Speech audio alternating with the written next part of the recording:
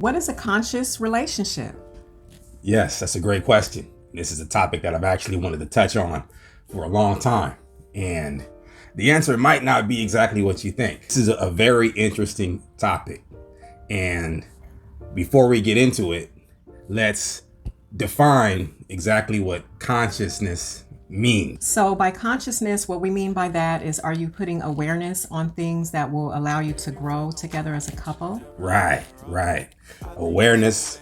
And not only awareness, also, have you burnt through your own personal karma to the point where you can love yourself sufficiently enough to love somebody else? Guys, have you developed your game enough to the point where you can attract a woman, for one, and keep a woman and elevate her to higher levels of consciousness, for two? So ladies, do you practice self-care, self-love? Do you love yourself, like truly and authentically love yourself? Right, exactly, babe. And that applies to both girls and guys. Do you love yourself? Is your cup overflowing with love? Do you have enough love that you can just give away? Do you practice love for no reason? The same way you practice dancing, the same way you practice your favorite video game. Do you sit around loving yourself the same way as you love everything else? Because if you don't love yourself, you're not going to be able to love anybody else. So one of the main ingredients in a conscious relationship is friendship. Yes, definitely. Are you friends first before anything else? Nowadays, a lot of the relationships you see are built on the packaging, on the outer features instead of the inner features. But once you get into a relationship and get used to somebody, the outer fades a lot quicker than the inner. So the question you want to ask yourself is, do you really like this person? Are you guys really friends before anything else? Do you have a true bond and a true friendship? Because if not, your foundation ain't going to be that strong. Another important aspect of a conscious relationship is problem solving and the way you solve problems together. Are you obsessed with being right? Or do you ask yourself, what could I have done differently in this situation to have avoided this argument? Yes, definitely, babe. Problem solving is crucial in a relationship. Problems should be solved right away in a timely manner. Otherwise, they'll build up over time and they'll cause resentment in the relationship. Right. You don't want that to linger and turn into animosity. So you want to work on your communication, and you want to make sure that you're maturing the longer you've been together in regards to your conflict resolution skills. Definitely. And it's not going to be fun all the time. Sometimes it's going to get a little rough, but you just have to work through it and be mature. Yes, and this goes back to what I said earlier about burning through your karma. When you're in your 20s and 30s, relationships tend to be a little tumultuous because you're both still growing, you're both still developing, you both have karma that you need to burn through. Perhaps it's karma from a previous life. That's a whole nother metaphysical topic that we're not going to get into. However, as you grow and mature, these conflicts and these arguments should happen less and less as you raise your levels of consciousness. But again, this takes awareness and this takes practice to reach those higher levels. Yeah, so basically it's like an onion and you're peeling back layer after layer after layer. Right. When you're doing this type of personal development work. Right. You peel back layer after layer, then you realize once you get to the middle of the onion, nothing is there except for love. Yes. And infinite consciousness. Right, which is synonymous with love. Yes. So what is stopping you from realizing that love is all there is? Again, I'm not a metaphysical teacher or anything, but we all have vices and addictions. Could be alcohol, could be drugs, could be pornography, could be sex, could be nightclubs, could be all of this stuff that creates karma that we have to burn through. You know what I mean? Yes. No one's perfect. Nobody's perfect. But we do have to go through these stages. And couples have to go through these stages, especially when they're younger, in their 20s and 30s, in order to get past those stages and reach higher levels. They say life begins at 40, and now I kind of see why they say that. Yes, babe. And I would also like to mention that the beauty of a relationship is you are mirrors for each other. So you're mirroring things internally that are going on within you. Right. That possibly need to be addressed. Oh, absolutely. In the earlier stages of our relationship, I struggled with alcohol addiction and nightclub addiction. And these addictions really stopped me from realizing my full potential.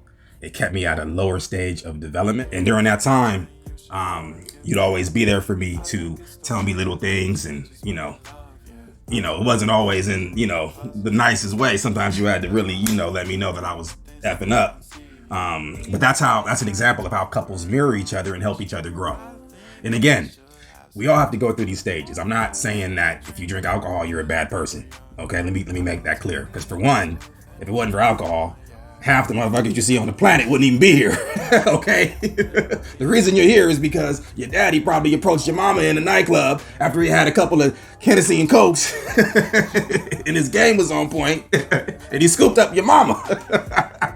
Yes, liquid courage is what a lot of people are all about. Right. So we're not trying to moralize. We're not saying you're a bad person because, that's not what this channel is about. But what we are saying is you want to grow and evolve to the point where you are no longer a slave to any particular addiction that could be preventing you from growing and elevating as a couple and reaching higher levels. The next element in a conscious relationship is communication. Yes, and we've touched on this in other videos. Check out our video on why relationships don't work. And we're going to continue to talk about communication because it's that paramount and it's that important that it just needs to be discussed. Yes, open and honest communication is key. So things such as no blaming, no finger pointing, no denial, no suppression of feelings. Everything should be open and authentic in a relationship. Yes, so something like defensiveness can be detrimental in a relationship. Yeah, exactly, babe. A lot of times in a relationship, people can be too defensive and cling to their positions a little too tightly. We all have egos. We all have ways of looking at the world that are different from other people. Yes, but you definitely want to put the emphasis on being more tolerant, more loving, and more compassionate in your communication style with your partner. So the next element in a conscious relationship is clarity.